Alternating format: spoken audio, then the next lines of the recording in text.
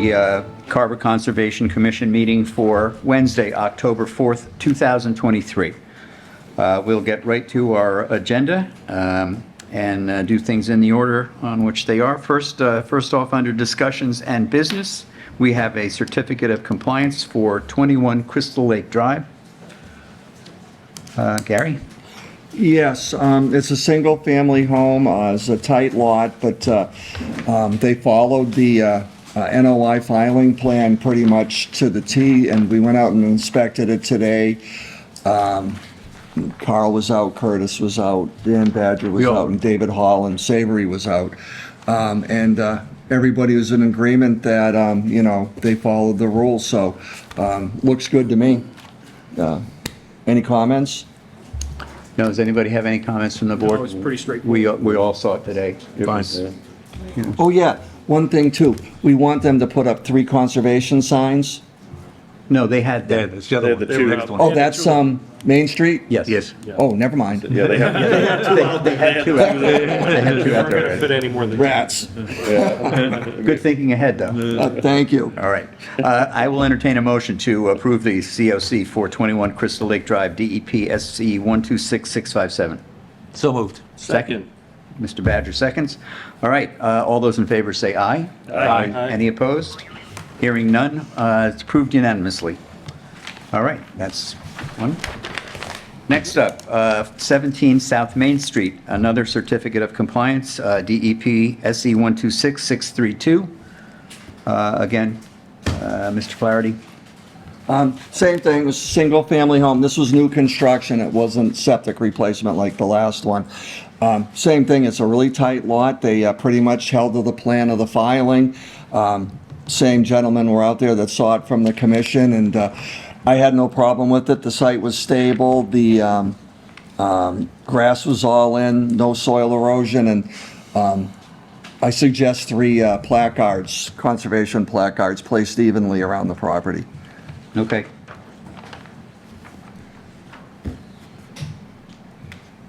Anybody else have any comments on this that we saw today?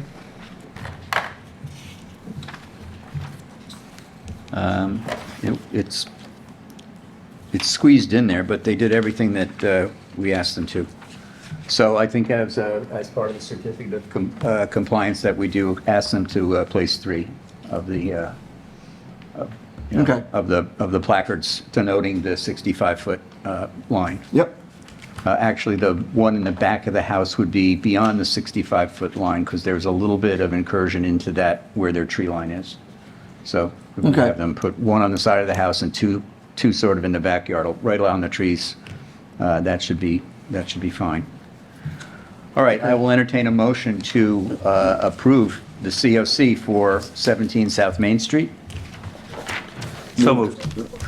Second. Dave moved, Dan Badger with the second. All those in favor say aye. Aye.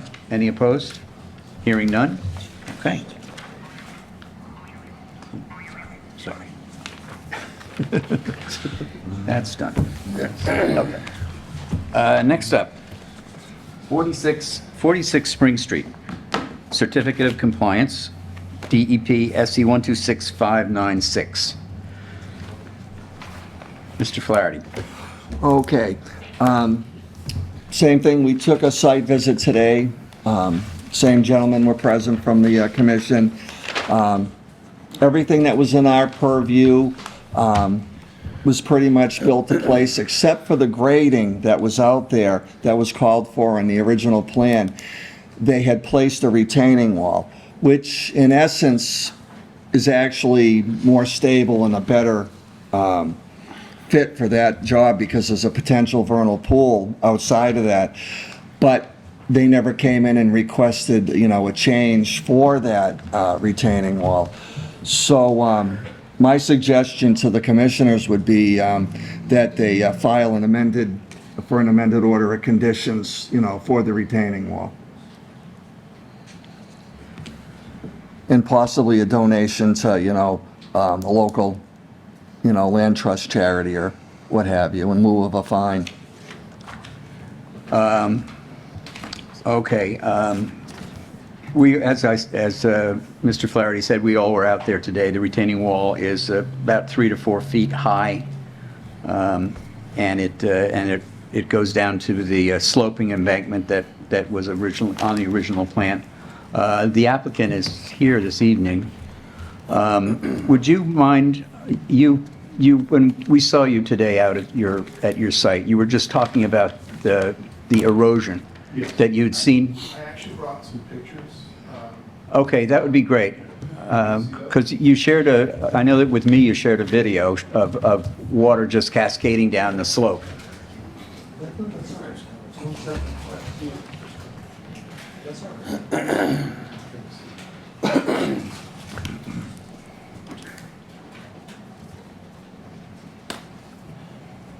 Oh, the copies are all different.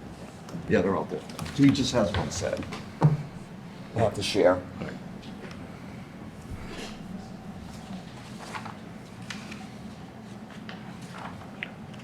Oh, yeah.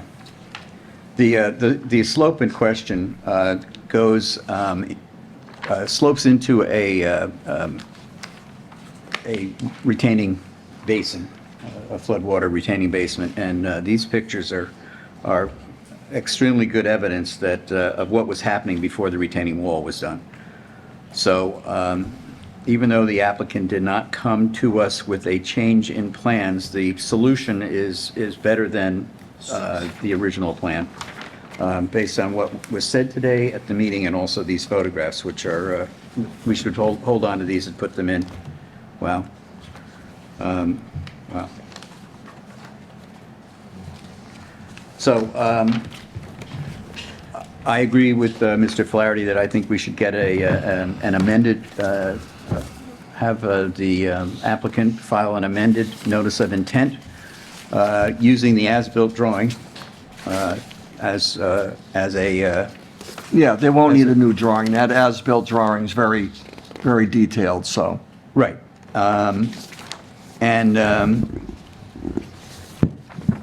We as a board made a decision a while ago not to allow after the fact notices of intent, but since there was already a previous notice of intent here, and there was just an amended or a change in what those plans were, it didn't really affect anything within the wetlands other than, based on the photographs, stopping the erosion that was putting the silt into the water.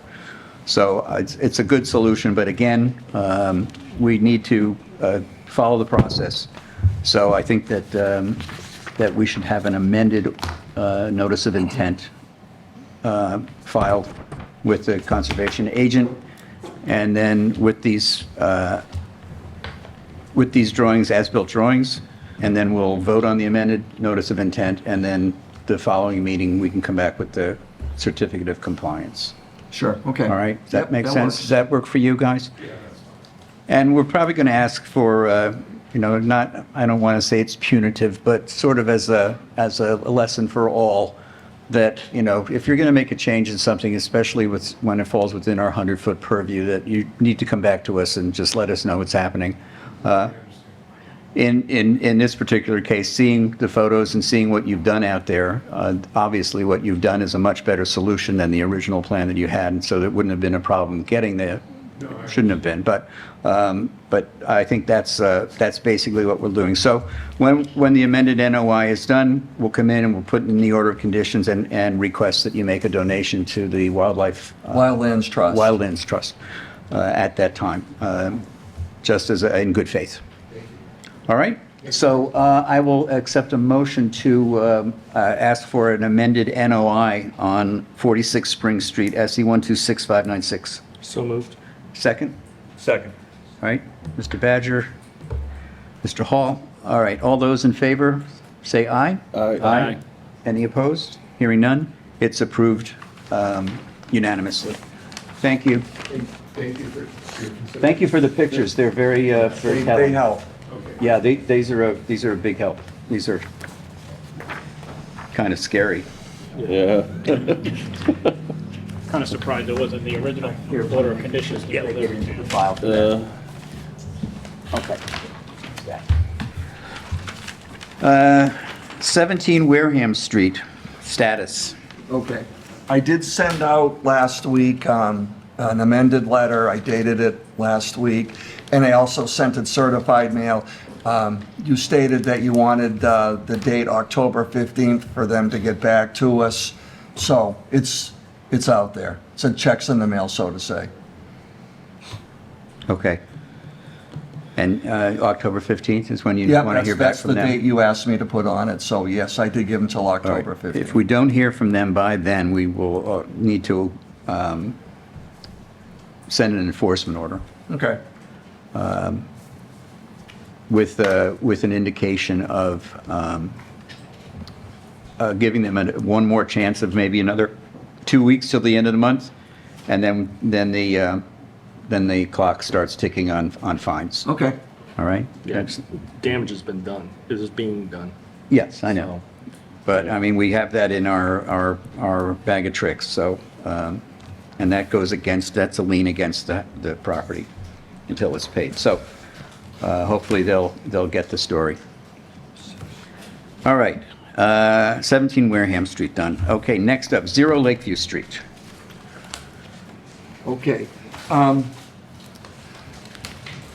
I have the cover letter from ADGA Realty that all you gentlemen have. And what it is they want to convert, the intent to convert Chapter 61 land on the parcels noted, Lot 1, 2, and Lot 3, off plan of land registered at the Plymouth County Register of Deeds, Book 5687, page 214, labeled 0 Lake Street in Carver. What it is you're requested by the Select Board to vote on this, whether you support first right of refusal or not, for the Select Board to move forward. Planning has already voted, and they moved to positive on that case. The assessors voted no. So we're the last ones that, are asked to do this. All right, a little bit of history. These 3 lots are between Lakeview and the driveway that goes through the old Weston Bogs. Across the street, across 58, there is a sliver of land that is part of the conservation land that we own, that goes, the big plot that's on Indian Street. So there is, this land is directly across the street from a portion of conservation land. Further down Lakeview Street and on the other side of the Weston Bogs, closer to the South Carver Fire Department, is the land that was recently acquired by the Buzzards Bay Coalition, which includes all of the forest that's directly across the street from the boat launch. The boat launch area from the Little Brook all the way down to the small old beach on Lakeview Street is, on the lake side of Lakeview Street, is owned by the town. So this property is in a location where it could conceivably be an adjunct to already land that's already in conservation. So from my standpoint, I think it's a good thing for the town to acquire. There's no guarantee it would become conservation land, but I believe, my personal opinion is that let's get the land first and see where that meets out, and see if perhaps at some point it can become conservation land and tie in with everything else that's in that area. So that's my opinion. Anybody else have any thoughts on this? I agree with you too, Savory. It's sort of continuous to the other property that's there, and it's a good, if the town's going to buy any land, would be a good spot for them to buy it. So I agree with Savory on that one. And I think too that anytime we have a chance to do this, to keep more open space in Carver, it's a good thing. So no matter what. So. Right, well, I just like its location next to other land that we already Right. know is protected. Anybody else have any comments? No, I agree 100%. Right, and there's, the drawing is a little bit, it doesn't show all of the cranberry bogs. It doesn't show the edge of the wetlands that I can see.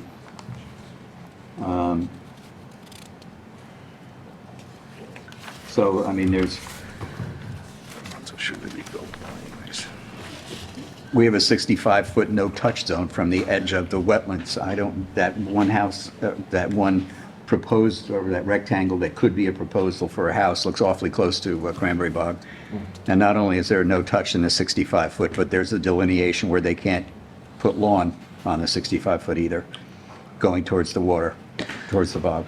Plus, there's, over Indian Brook, you have a 200-foot 200-foot from the brook. from the brook, on so the- I don't know if these right-hand lots are side. even buildable anyways. I was gonna say, it'd be pretty tight to put three Yeah. houses on that one. Well, I mean, that's neither here nor there unless the Okay. town doesn't purchase it, and then they have to Right. come in front of us with the, Exactly, with I the get that, drawings. yep. But, you know, just right now, it looks to me as though it's going to be a little bit difficult. Yeah, so I was just about to ask that. So in terms of the paint by numbers, let's say we approve this, who's tracking the movement of ownership, It's the select board's decision right? to say yes or no to whether we buy the property. Right, you guys are just saying No, whether you endorse. The Okay. property can be purchased, but not necessarily, it's not for sure conservation would purchase it, but it could be Residential or something. It could be. CPC funds, could be, you know. It could be. Yeah, okay. It could be developed in another manner Yeah, yeah. that might help the town. It could be, you know, veterans housing, something like that, in a less than single family. I don't know.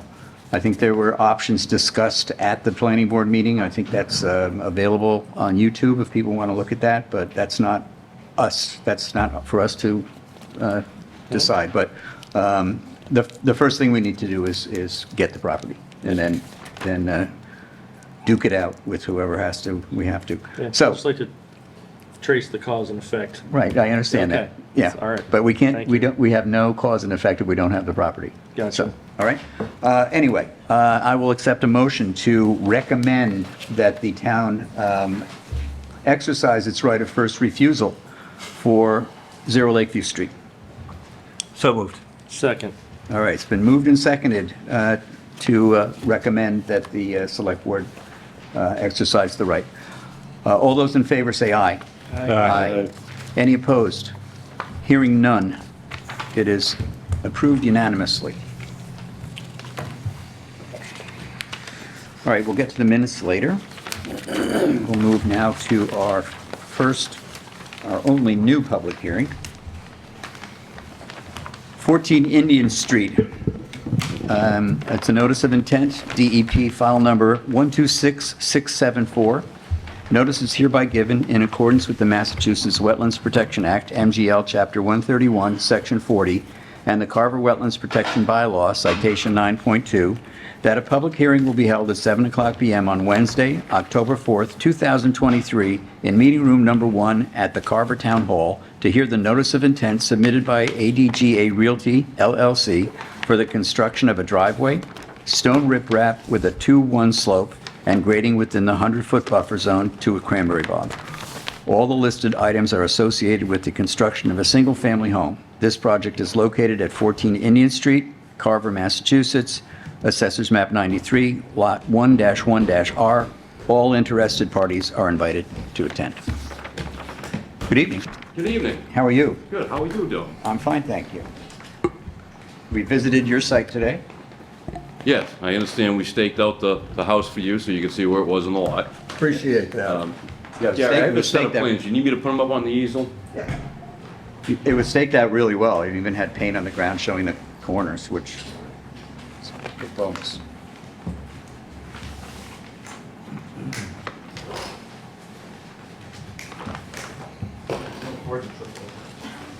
Okay. All right, so for the record, my name is Pat Carrara. I'm with PMP Consulting representing ADGA Realty for 14 Indian Street. So what we have in front of you is a notice of intent for the proposed construction of a 4-bedroom dwelling, associated septic system, driveway, utilities, grading. Resource area that we have to deal with is the existing cranberry bog to the south of the lot. We have the 65-foot no-touch shown in red, and then we have the 100-foot buffer shown in green. The house is completely outside the 100-foot buffer. Septic system, septic tank is all well outside the 100-foot buffer zone. We're meeting the town setbacks with respect to the well, staying 150 feet away from the bog and 150 feet away from the proposed septic system. At the south of the lot, you can see there's an existing 50-foot wide no disturbance easement, which actually comes out beyond the 65-foot buffer that we are respecting. We have a 50-foot wide utility easement on the west side of the lot. On the east side of the lot, we have a 20-foot wide overhead utility easement. And then off the lot, there's an additional 30-foot right-of-way out to the cranberry bog. We have the proposed site grading shown. The whole site essentially slopes from Indian Street to the south and then to the west. And we're trying to do the best we can to meet those existing contours without causing too much disturbance. So that's really all I have to say about it. I'll be happy to answer any questions that y'all have. All right, anybody? Yeah, when we were out there, we were discussing, it would be possible to rotate the house just slightly so we can get the entire driveway and everything out of the 100-foot buffer. I'll leave that up to the person that's building the house. Emil Taya Jr., representative of ADGA Realty. Have you signed in? No. Would you please, both of you, if you haven't already? I did. Yeah, great, thank you.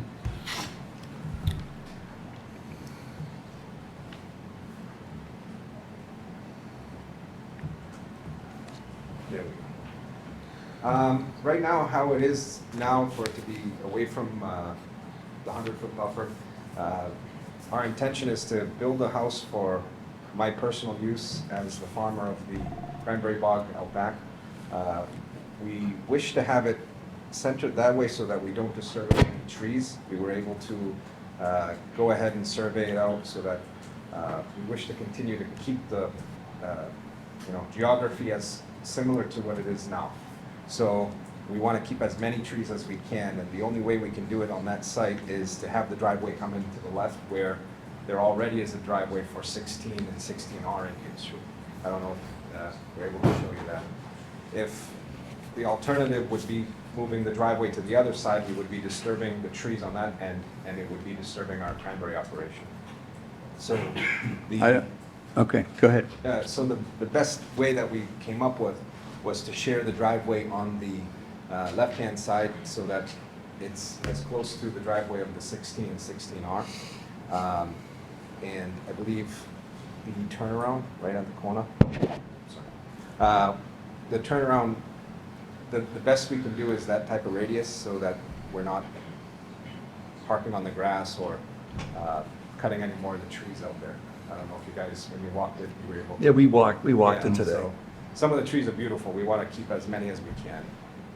One of the other issues we have on the site is we have abutting septic systems on the 16 property, there are 2 septic systems, and we have to keep our well 150 feet away from those as well. If we start rotating the house, the well's going to have to move with it, because we have to maintain a good 25 feet off the house as well with the well. And We came up with a few iterations, and this is the one that has the least disturbance out of all.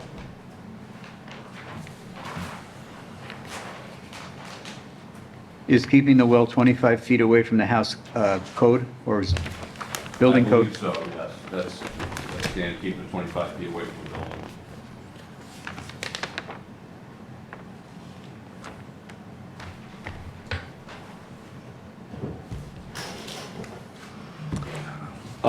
Well, rotating it in the clockwise fashion that we're describing would actually simply just move the well position a bit in a northerly direction, but still within setbacks. Can you explain anything like that? What they want to do is they want you to take the house and try to rotate the whole house this way so it's facing directly towards Indian Street. Not directly, you'd still keep it on an angle, Yeah, but closer to being parallel with it, yes. Because they want us to try to get this little bit of pavement outside the 100-foot buffer. And would that work with the driveway, or is that still the slope? No, I think so. I think we can make it work. I don't think it's that big of a deal. Yeah, If we're able to do that, yeah, we can. Okay, well, I think what we were looking at is using the northeast corner, where you have your little 8-foot wall, meaning your 20-foot wall, using that as a pivot point Okay, on your northeast, up, Yeah. right there. okay, and Yeah. then pivot it up. Yeah. Okay, And use that as a pivot point? okay. Yeah, we can do that. Yeah, we'll definitely take a look at that. Okay, We just want to make sure that there's a couple of trees out front, we just don't want to cut down. yeah, I don't think it should affect that. Yeah. Okay, We were just trying to, let me get it. is your driveway, are you proposing that your driveway is paved? Yes. Then that's even more of a reason that we'd like it out, because that becomes an impervious surface. Even though it's not within the 65 feet, it still keeps water from going into the ground there. Okay, You know, the name of the game is to minimize, because there's no hardship, it's new Yeah. construction, yep, so. Right, and, you know, we looked at it and thought that this was a possibility of something that could be done. okay, yeah, we can rotate it. Yeah, it'll just affect those two. All right, so, does anybody else have any comments from the board? Nope. No? This is a public hearing. Does anybody in the audience want to hear for this, to talk about this particular? Okay. So I think at this point, we should continue this to our next meeting, which is the 25th, I believe. 25th of October. Can you get new drawings done by the 25th to see, absolutely. to see if this works? I want to get the foundation in before Yep. it gets cold, so. Okay, well, You'll have it time. was 85 degrees today, so. Not like rainy all week, all summer, so. Let's hope it doesn't change that quick. Okay, so our next meeting is 3 weeks from tonight, on the 25th. And is there any other concerns or other than? I don't think so. It was pretty cut and dried. It was marked very well, Yes, so. flagged very well. If we update the plans, will we have to re-update the stakes, or you No, guys? no, tell no. us? Okay, great. No, we have a good idea of where they were, and I think that we're looking at that northeast corner as the pivot point, and I think just new drawings, we've seen enough that you don't have to restake it. We're not going to go on another site visit. Okay. Thank you, guys. We appreciate that. All right. Appreciate it. Thank you. Appreciate Yeah, it. thank you. Thank you. All right, so I'll accept a motion to, well, we keep the hearing open. I'll accept a motion to continue the hearing on 25th. October 25th? on SC 126-674 14 Indian Street till Wednesday, October 25th. So moved. Second? Second. Moved and seconded by Mr. Hall and Mr. Badger. All those in favor say aye. Aye. Any opposed? Hearing none. It's approved, so we'll see this again in 3 weeks. Thank you very much. Thank you. Thank you. Thank you. All right, continued hearings. 14, that was Indian Street. 104, Tremont Street. Welcome back, gentlemen. All right, so we had questions. We had, They missed giving us 2 bits of information, which they have provided. They revised the NOI form, the state form. They had checkbox, single-family home.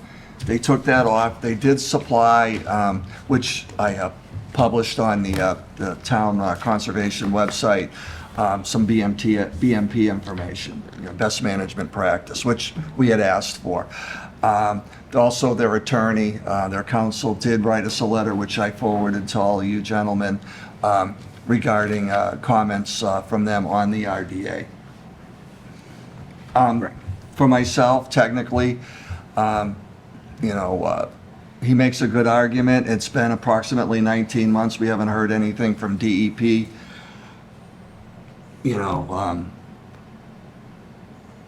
I don't know if and when they're even ever going to comment on it.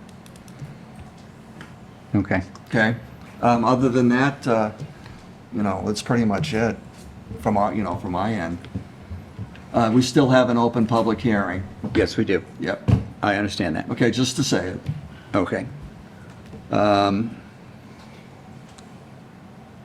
I just, I want to point out again that in the overall plan that we viewed, that was part of the original filing that we still have, a very minor amount of this project falls under our purview.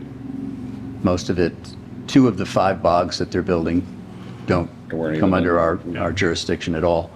And only a small bit of the other 3 do come under our jurisdiction, only because of their proximity to other cranberry bogs. So, and a tailwater recovery pond. So, gentlemen, is there anything you'd like to add? No, thank you, Mr. Chairman. For the record, Rob D'Ambroso Law. I've got Kevin Flaherty of Flaherty and Stefani with us for civil engineering, and I've got the property owner, Eric Pontiff. I think that Mr. Flaherty, Gary Flaherty, not Kevin Flaherty, summed it up well. We think we've responded to the couple of outstanding items, one of which was clerical in nature, and then, again, did my best to respond to that superseding RDA, which, again, I'll still contend I don't think is relevant to our proceeding in any way, but gave a very thorough, spent most of the day Saturday in the office chasing down those loose ends and showing you that we've closed out or been permitted for the other work, again, on this very large site that has no relationship to this activity. So, we hope that we've addressed all of the concerns. I would like to give the floor to Eric Pontiff just for a minute or two. I think, he obviously is the biggest stakeholder in this process and would just like to sort of remark on, his business and process and where he comes to this commission from, if that's okay. That's perfectly fine. Thanks for the time. Also like to thank you all for coming out for the site visit.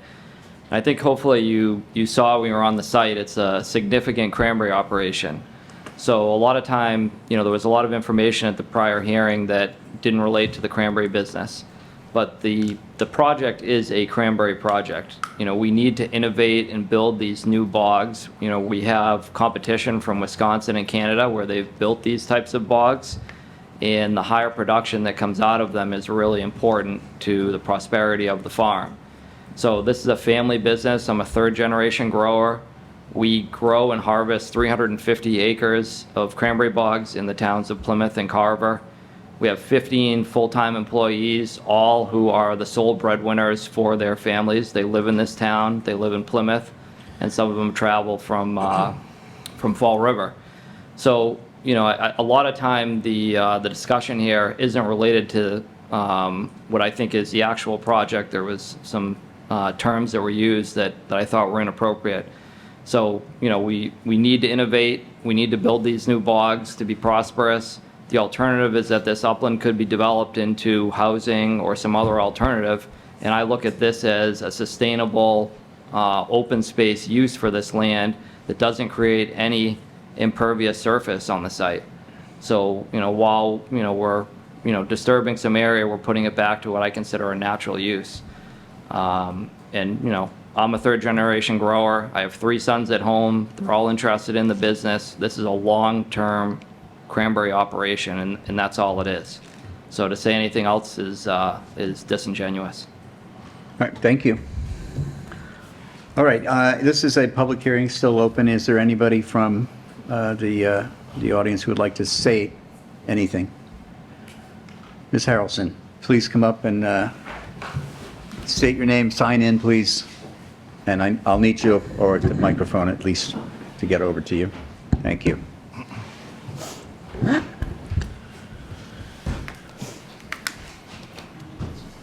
I ask that you keep your comments to this particular piece of property. We're not talking about any of Mr. Pontiff's other properties. We're not talking about any other companies. We're not talking about sand and gravel removal. We're talking about the wetlands incursion, the minor wetlands incursion that this project is going to bring about. Thank you. All right, thank you. Understood, thank you. Catherine Harrelson with Community Land and Water Coalition, a nonprofit organization based out of Plymouth, Massachusetts. Some of our members live, work, and recreate in Carver, and we represent the interests of those members. So we have gone through the notice of intent application pretty thoroughly, and we'd just like to bring some issues to the board with this particular notice of intent for consideration. We'd like to point out that the earth removal permit is not in place for this application, and we believe that the Wetland Protection Act says that the order of conditions can't be granted until all other permits are in place. We believe that the earth removal activity that will take place and associated with this cranberry production will have a significant impact on the wetlands resources on the site. And so we would like to ask the board to postpone approval of the issuance of the order of conditions until all of the site permits are in place. Secondly, we would like to point out that the site has an SIC code. The SIC code for the site is 1412. That's the SIC code for a quarry, not agriculture. So we believe that the site does constitute some order of sand and gravel mining, and it should be subject to stormwater regulations. We believe that the notice of intent should be refiled, listed as the usage as industrial, because it will take several years for the bogs to be built, and the first types of activities that are going to be taking place on the site will be earth removal activities. Thirdly, we took a look at the contours on site and the proposed final elevations of the bogs.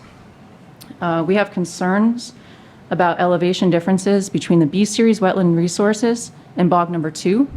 The B series wetland resources is average elevation of approximately 90 feet, and the final elevation of bog 2 is proposed to be 85 feet. So this bog is within just a few feet of the wetland resource, and the final elevation of the bog is going to be lower than that of the wetland.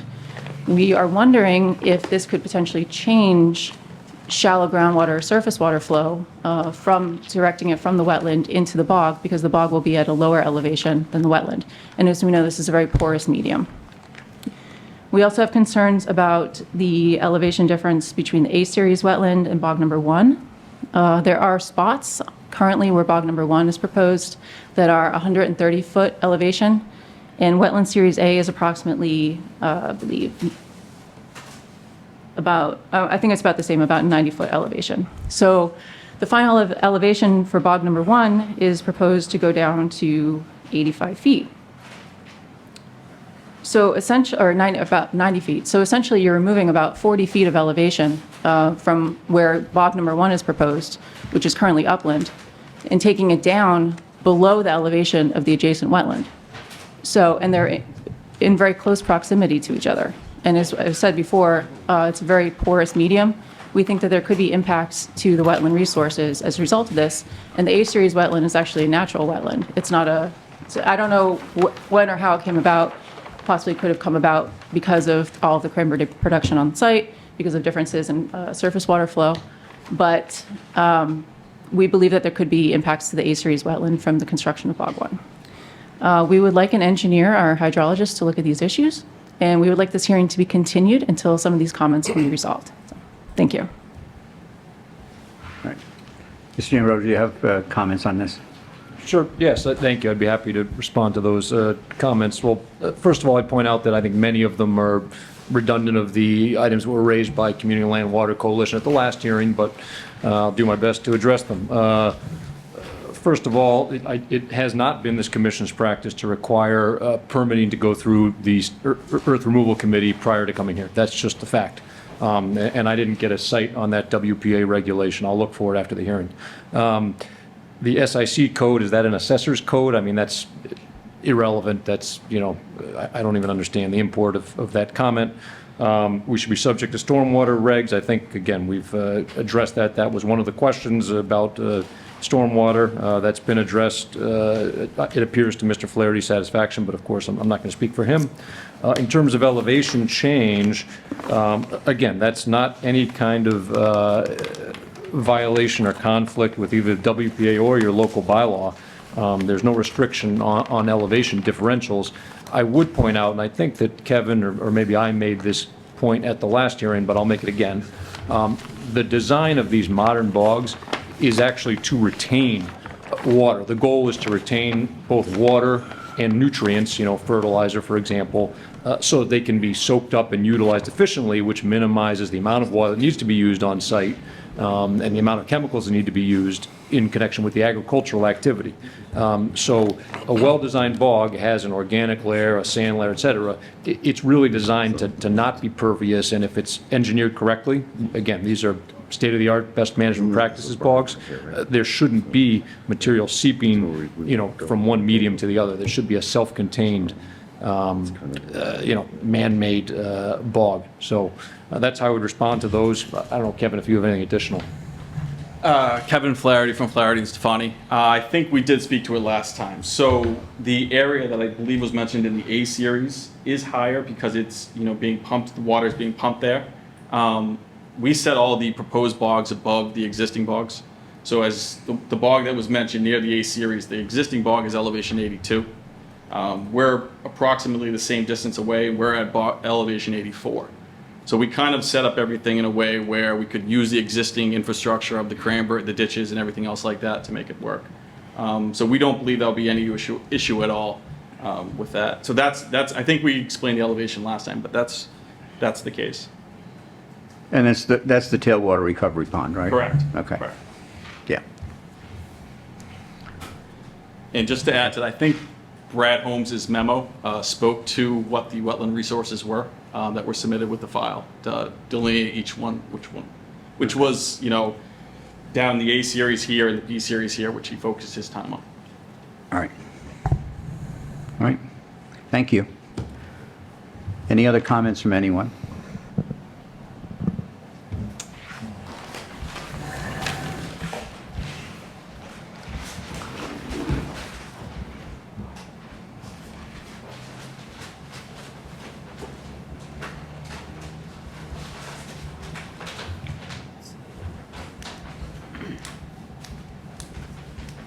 Hi, my name is Patty Cooney from 5 Canterbury Path.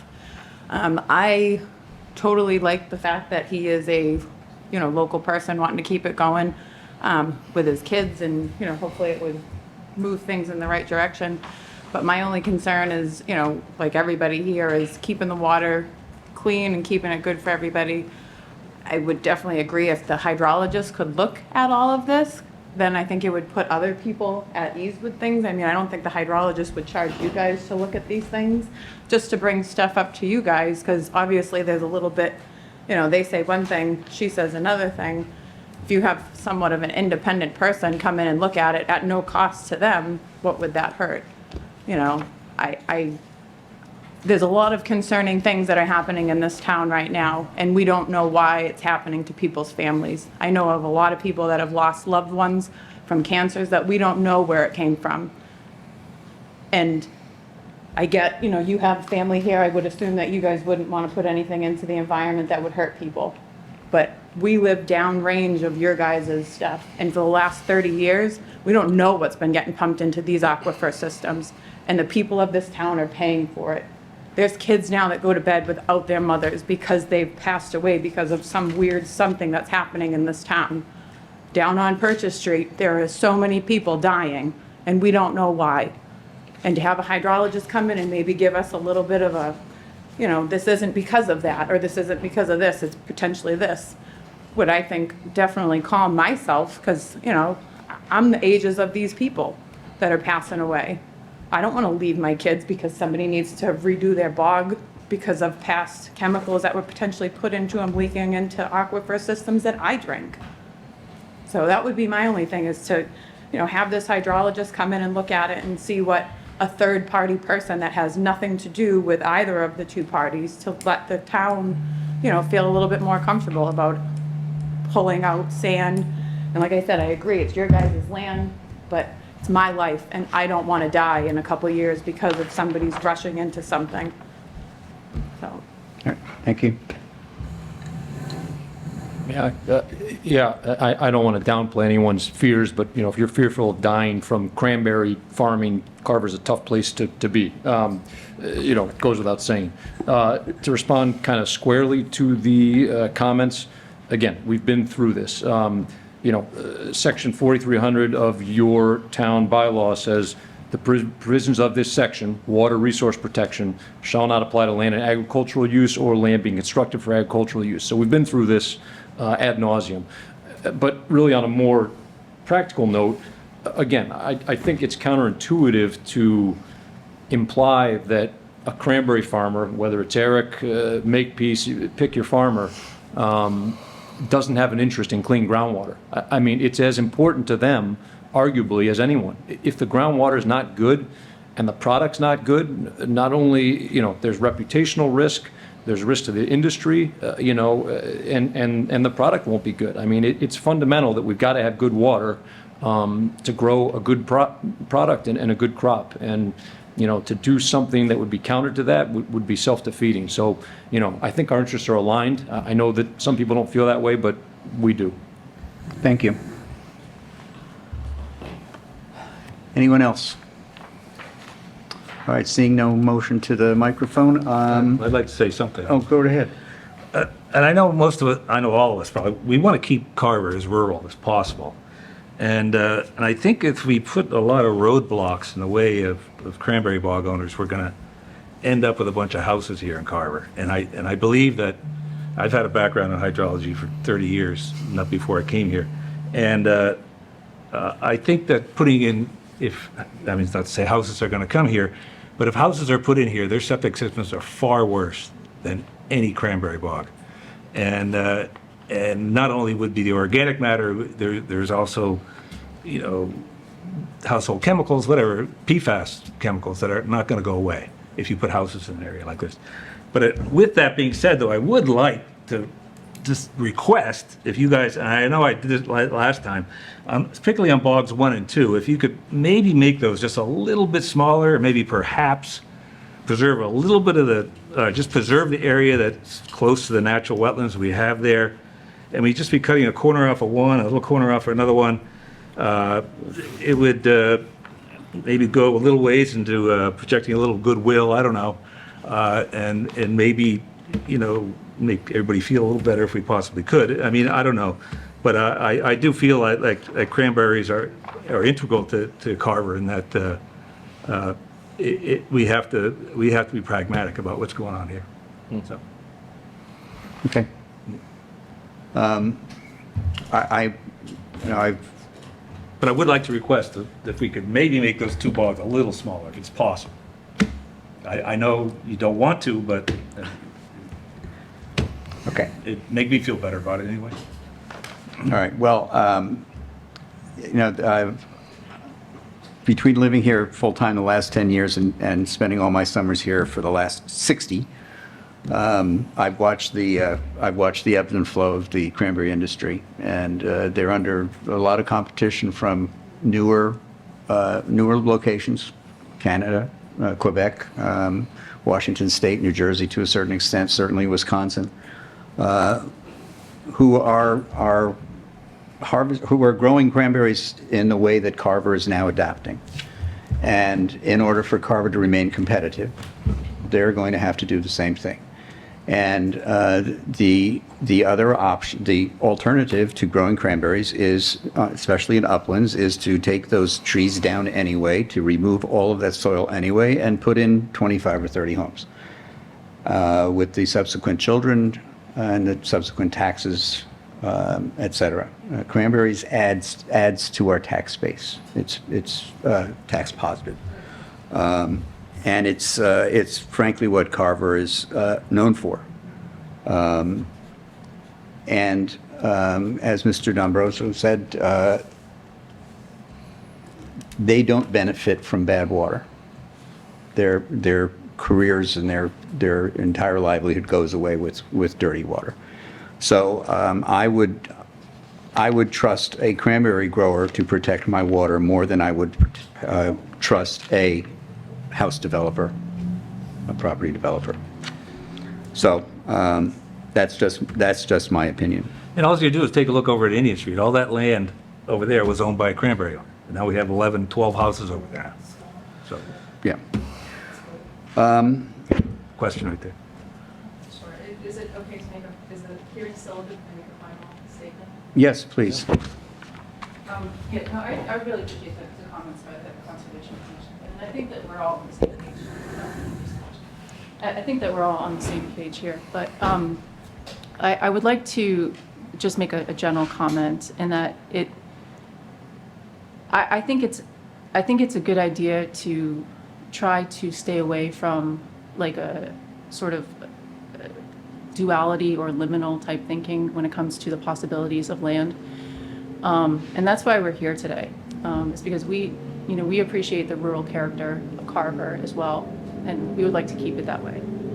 We truly believe that the best filtration and protection system for the water of Carver in the aquifer is the forest that sits on top of it. I mean, this land is currently forested. That's a big reason that we're here. It also abuts Miles Standish State Forest. It abuts conservation land. I believe it's mapped as both core habitat and critical natural landscape. They did receive a letter from NHESP saying that there are protected species living there. They don't think the project's going to result in a take of protected species.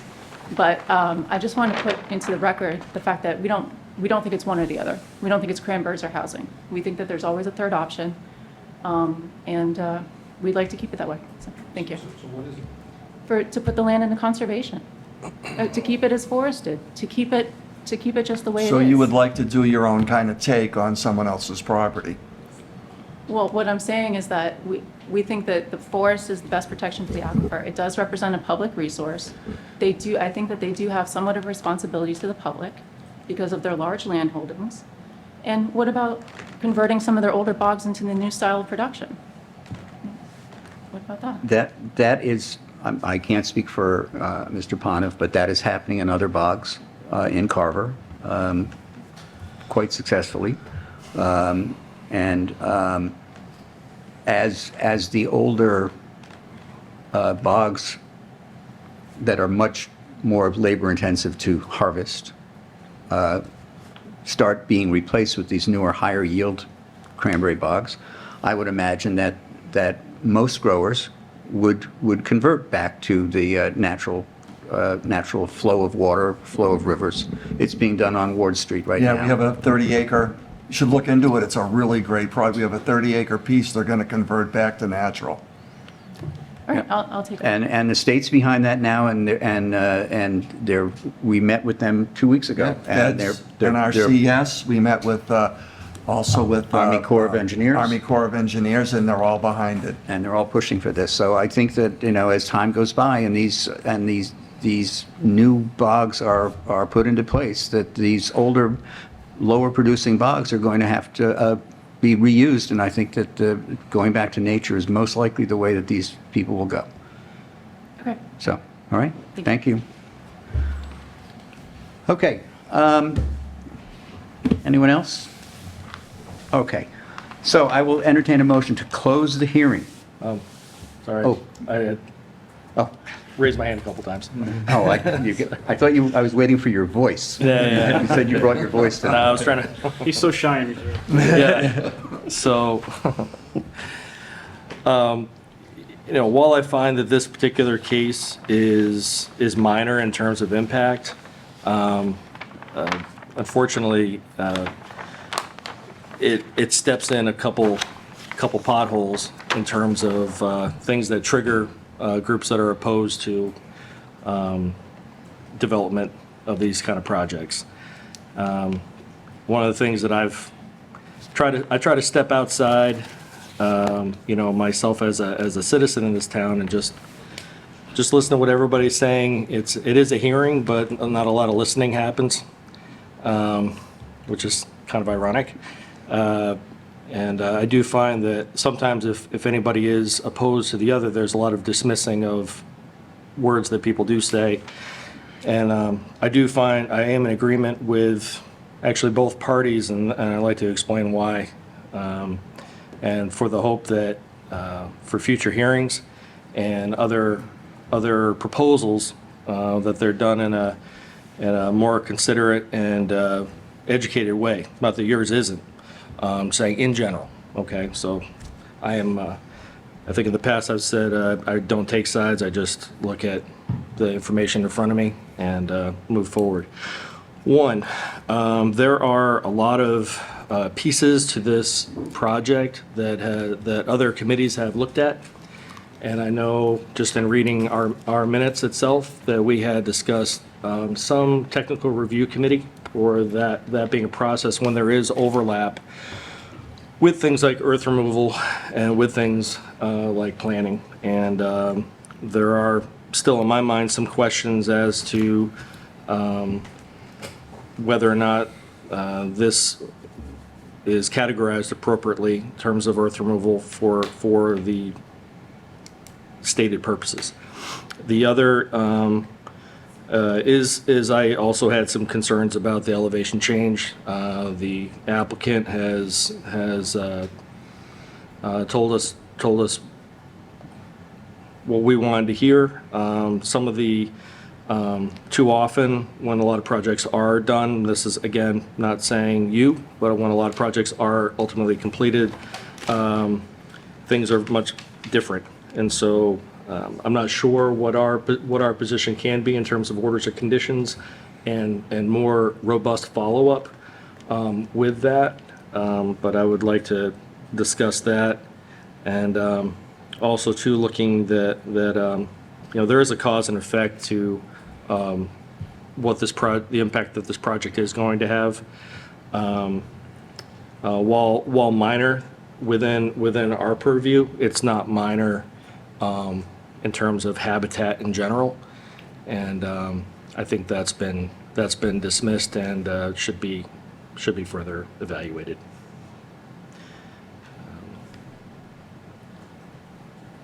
I guess that's about it. Okay. Thank you. As I mentioned in our last meeting, if the applicant were to reduce the size of his project very minimally and on the 3 bogs, we wouldn't be here right now. Yeah, but the only problem I have with that is that's a suggestion that basically allows us to tag out, and I don't want us to tag out. I don't either, but it kind of ties our hands as to what we are able to do. Well, every time we have these hearings, there's always a voice or voices from the audience that are scared, concerned, and so forth. And I don't like making a gesture just to make people be quiet or ease their minds. I like gathering more information. It's one of the reasons why I requested a TRC. It's one of the reasons why one of the suggestions of having somebody come in and take a third party to have a look at that has no skin in the game, take a look at this as well. It's not a bad idea, and to the point where we might consider that in lieu of a TRC to have just further information to ease the minds of the public and also to keep future applicants on their toes in terms of, reading our bylaws. And not necessarily you folks, but What kind of information? It's just too often I feel like we're addressing things after the fact, and when it's too late to do anything about it. What kind of information would you be looking for from a third party? I would like to know, for example, this stated elevation change. I would either I need to go on another site visit or see what exactly the changes. I know that they've described that these bogs are, with the material that's used, creates a containment. But Okay, I'll let Mr. Pontiff speak if he wants to, but the wetlands that Ms. Harrelson was referring to is a tailwater recovery pond, which exists now at an elevation, I think she said, of 90 feet, right above existing bogs that are at 82 feet. So, and there hasn't been any issue with that. It was mostly dry when we were there. It's a tailwater recovery pond. Water is pumped into it, let the silt and other contaminants settle down, and then it's pumped back. If there was going to be a problem, it would have happened already, is in my opinion. because So it's- those it's- ponds out there, they're agricultural ponds. They're not the natural state. They're totally mostly man-made. And then they have because they've been there for years, they have a fringe of BVW vegetation around them. But I mean, they've got pump houses right next to them, and they're used frequently. Yeah. Mr. Pond, if I saw you get up, is there something you wanted to add, or just? Yeah, I think we missed Dan on the site visit, or you might have gone on your own, but the wetland elevation difference, the reason it's like that, and the reason the wetland is there, is because we were pumping the water for tailwater recovery into upland. And the continued use of pumping that water into that valley that was dammed created the wetland, and that's why the elevation difference exists. So this wasn't a natural wetland at this high elevation that's now going to be degraded because there's a cranberry bog at a lower elevation. We actually, it was, theoretically, if we went back and looked at historical aerial maps, would find that that area was upland. We've only created this wetland by pumping into it to, not allow the waters to run down Crane Brook, which is where it would exit. Thank you. All right, so, any other comments from anybody? All right, now I entertain a motion to close the hearing. So moved. Second? Second. All right, it's been moved, Mr. Hall and Mr. Lake, second. All those in favor say aye. Aye. Aye. Any opposed? No. All right, it's 4-1 that the hearing is closed. Now I will entertain a motion to approve the NOI for 104 Tremont Street, DEP file SE 126-672.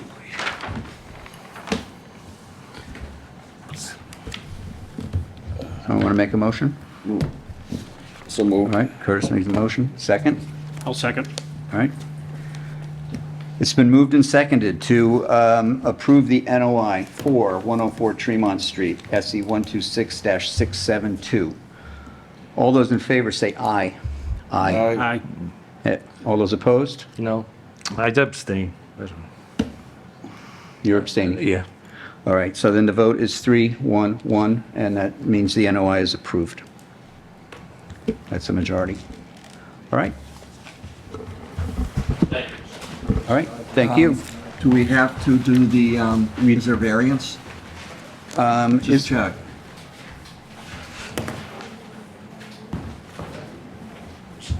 Yes, we need to, yes, we do. I need a motion to approve the variance on this. So moved. Second? All right, it's been moved and seconded to approve the variance on 126-672 based on the order of conditions. And we can discuss the order of conditions. Well, what would be the orders of condition? What are we gonna? Well, standard, site of, the area of work and putting in hay bales or, Yeah, I have them put in erosion control per their plan. If there's any special conditions that, are applicable, you guys can call out whatever you like as long as you all agree on it. I make sure they, I put in a BMP clause, best management practices. They can only store, fuel and stuff like that that has to be outside of our, our jurisdiction. Any soil piling has to be out of our jurisdiction, all those kinds of things, which you said is all standard. it's all standard Because, I boilerplate. mean, it's, pretty straightforward cranberry. I mean, I realize they have to come down so many feet to come to level for the bogs, but that's how you have to get from point A to point B. So those things I put in special conditions cover that. Okay, is there anything else that, under conditions? All right, so it's been moved and seconded to approve the variance on 104 Tremont Street. All those in favor say aye. Aye. Aye. Any opposed? No. No? Did you approve? Yes. Okay, Yeah, I mean, 4 to approve 1 the variance. on the variance. Whatever. So I think we've done everything. We got the variance done and the NOI is done. You close the public hearing, so yeah, you're good. And we'll close the public hearing, so we're all set. Thanks for your time, guys. Thank you very much. Thank you all. Oh, before you gentlemen leave. Yes, I need this You see that, I'll use this as the record copy. Since I have the owner here. If you would, sir. I don't know, I just couldn't make mine. It's fine.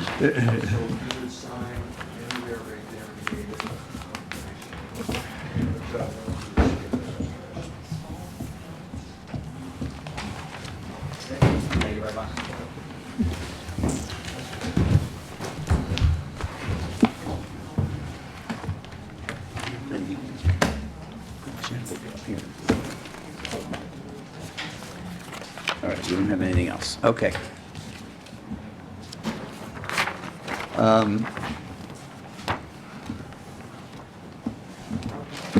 Minutes? Did everyone have a chance to read the minutes for September 20th, our last meeting?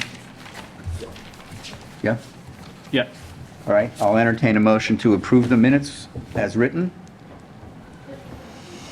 So moved. Second. All right, so moved and seconded to approve the minutes of September 20th as written. All those in favor say aye. Aye. Any opposed? Hearing none. So that's done. All right, are there any other comments before we adjourn? Give you a little update on the pickleball court turtle situation. Okay, We're gonna hire Fuss and O'Neill to come up with a turtle plan, okay. because we're required to by, their order of conditions from Heritage. Now, we're gonna stipulate in them, Heritage has to approve the turtle plan, but we're gonna stipulate in the turtle plan that since they gave us such a really constricted construction timeframe from October 15th to April 15th, that we have a turtle specialist out there observing any land disturbance while it's happening, if it can happen outside of that short window, which would be more conducive to, putting down the, the final finish for the pickleball court. Okay? So that's where we stand on that, and they're gonna work their funding and everything to try and, accommodate the cost of those things. This is Fuss and O'Neill, so they're gonna take that up with Mr. Fennessy, Okay, okay? Just so you all know. very good. Something that I can add is the redevelopment authority had a meeting last night, and I informed them of our decision from the 20th of accepting the property on Wade Street. They are going to, the redevelopment authority is the lawyer that we hire for the redevelopment authority has all of the necessary deed in place and ready to go. So there are just a couple of little, dotting the i's and crossing the t's that have to be done, and then we have to. I have it written down. I didn't bring it with me. I believe we have to have the select board basically not approve it, but just acknowledge it before we can accept it, because the RDA is a semi-local authority. It's not local. It's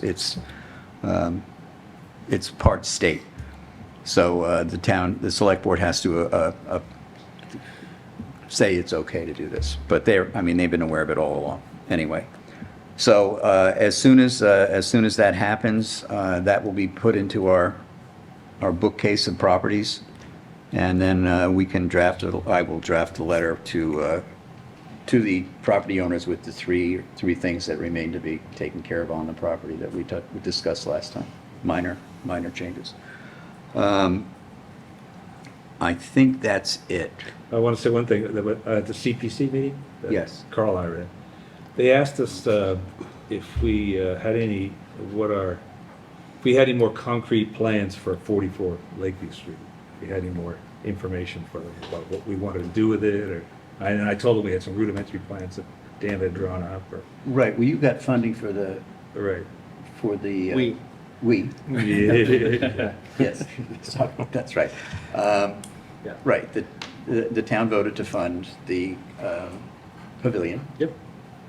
All of it, the fence, the pavilion, the one hiccup with, there are actually two projects on conservation properties. There's another on the full property as well. One of the contractors who had agreed to help in an in-kind fashion, because this is for materials only, hadn't really planned on doing the project until spring, just because of where he is in the queue and where he can volunteer his time to. Okay. Watch out for But the we can, turtles. but we can, look at, other contractors if we want to move things along. There are some things that if we want to put together some volunteer crews to do things, I wasn't sure procedurally what was involved, if we got other volunteers to do some of the building, or if it had to be with a general contractor to do some of the work, so, permitting wise. All right, well, okay. What I think, and I mentioned this earlier, months ago, when pickleball, before town meeting, actually. I think that, and pickleball was approved, our projects were approved through CPC funding for the pavilion and the fence, et cetera. Now that we are in that position and we have Fuss and O'Neill working on the pickleball area, I think it's time that we try to get the different groups together, recreation, conservation, and come up with some kind of a cohesive plan for that entire area. With our guardrails on what can and can't be done on the conservation land, but also making it so that that it's more inviting and people are more aware of it. And I think that goes hand in hand with pickleball. Pickleball is going to bring more people there, certainly, and that's going to be an opportunity for people to see the property. And I think that going back to your initial drawings of the paths and the birdhouses on the fence, I think that's a great starting point.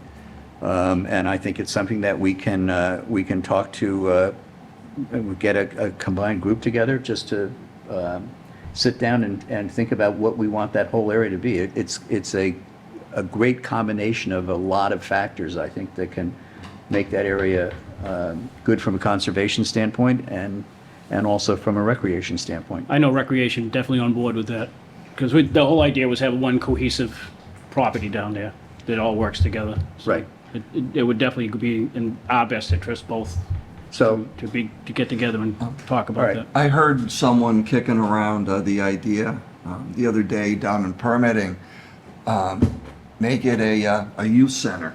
There's no place for the kids to hang out at all in town, really. make what a youth center? So, 44? Dan's property, 44. Dan, I didn't know you lived on It 40. has to be conservation related. Oh, real, okay. That's- We do Well, a youth to center that- with a conservation twist. Well, no, to that point, we've talked about there being a space for an outdoor classroom. Right, well, there you go. Outdoor education space, yeah, certainly youth and civic organizations can use it as a meeting space as well. That's what we want that house to be. Yes, and we talked about also rudimentally having it a green building, Yeah.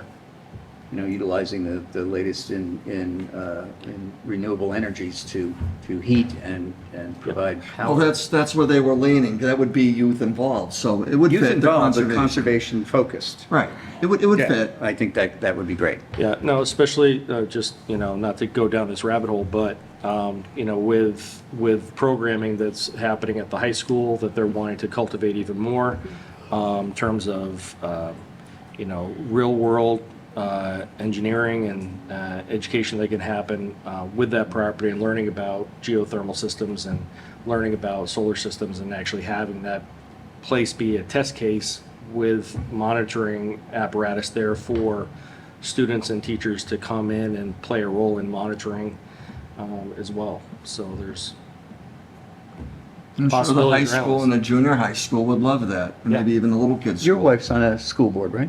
School committee and School rec committee. committee, so, yeah. What is the, could you find out from her possibly what the allowances are for students to become involved with like our commission and, Okay. and doing things like that? I know that there's always that. Well, we've talked about providing Well, I know you have. projects for community service hours and things like Yeah. that, which would be a great way to kind of cultivate the relationship with what we do here in the town and Yeah. students. The reason I asked is that a few years ago, we were talking about having, not really an intern, but having a student be a representative on the Historic District Commission, to have somebody, from the Yeah. younger generation to start getting their feet wet and learning about that, and having a different person or persons each year. And there was pushback because of the fact that these were minors. So, and, Yeah. I think so the one. I don't know what the policy is. Yeah. And that's what I'm trying to find out. I can ask her and Okay. find out what the deal is. I know she's, in fact, I was just at I know it probably has nothing to do with this, but I was at the dentist the other day getting a cleaning, and the girl cleaning my teeth, it's in Marshfield. She lives in Carver, happens to live in Carver, and I guess she's like one of the beekeeper Okay. heads of the Plymouth County. She's like, oh, I'd love to like do something at the high school with like beekeeping. And I was like, well, my wife's on the school committee, I'll mention it. And she thought it was a good idea. So she's really into wanting to get kids into doing Okay. stuff, so I know I'll ask her about this. I think yeah. anything that the school Yeah. children can do that is local and gets them involved in the Yeah. community Yeah. is helpful, regardless of what it is. Yeah, in terms of any concern about chaperones and dealing with minors, the high school has, I don't know who it is now, but they always have somebody who's in charge of, it's usually at least 2 teachers that are in charge of community service hours and the monitoring and the signing out of. Yeah, and in the- charge of all that stuff. Yeah, so we would obviously go through those people before Yeah. talking to a student.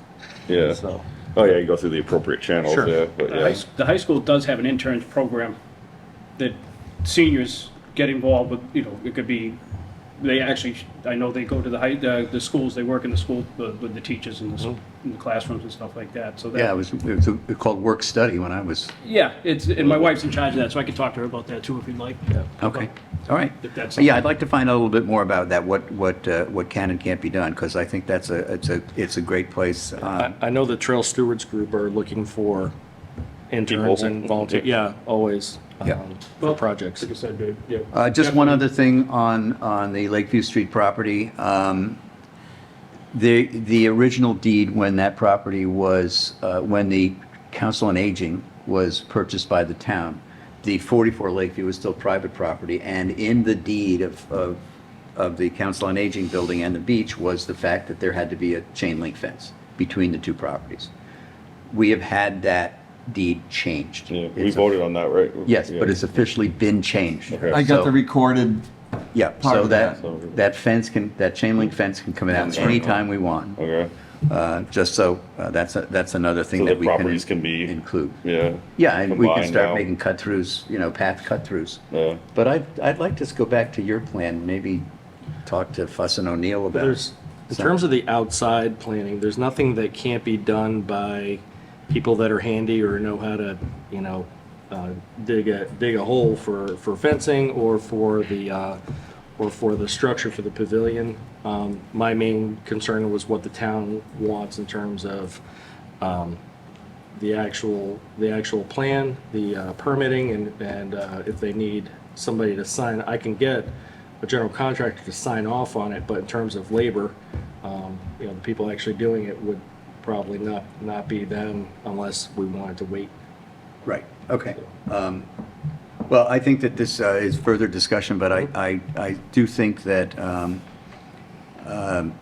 starting with the drawings that you did, which is a great base, maybe we go to a Fuss and O'Neill and just have a preliminary informal conversation with them saying, is this in your wheelhouse to kind of integrate what our ideas are? Sure. Following the guidelines that are for that property, meaning that we have to, everything has to be conservation, no paving, no, you know.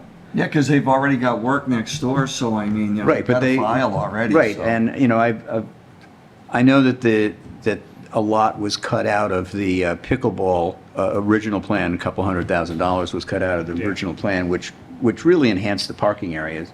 But that could be something down the line. It doesn't have to be through CPC funding. It could be through just local taxes. It could be Sure. something that the town wants to do and could vote on. So you just have to be careful near the pond because there is some priority habitat on that lot.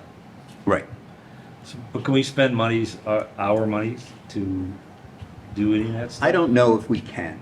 That's something we could find out, but I would not Like volunteer putting that. up the bird houses, whatever. I would not volunteer that first. I would Right. see if there are other avenues that would be, Yeah, I mean, things like the birdhouses, Yeah. those are things that would be like Girl or Boy Scout Right. projects to donate, you know, to it. The things that a contractor is needed for, or if we were to rent the equipment or borrow the equipment from somebody is the main thing I could think of is I don't like using a post hole digging everything. I would like to rent an auger. So, yeah, that's a long stretch. That's a lot of posts going down yeah, there. it's a lot of posts, and but Okay. But thank you, Jen, for doing that. I appreciate that. Yep. Yeah. All right. I'll Motion to entertain. close? Yeah, adjourn. Yeah, you to adjourn, sorry. You? Me. Second? seconds. All right. Boy, that was 3 quick seconds. Everyone, okay. Yeah. It's been moved and seconded. I'm not supposed to. It's been moved and seconded and seconded and seconded to adjourn. All those in favor say aye. Aye. Any opposed? Hearing none. We're out. Thank you, Area 58. So I'll see you guys in December.